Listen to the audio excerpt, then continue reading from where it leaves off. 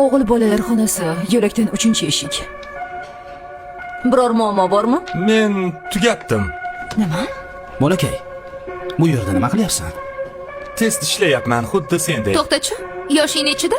14. Shunchalik dahomisan, xuddi kinolardagidek. Kecha Holiday Inn Express mehmonxonasida qolgandim.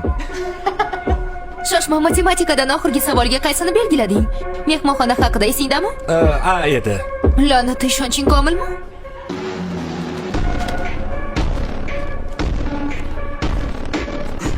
Men siz yozgandim. Bilasanmi, bu ularni chalg'itish usuli.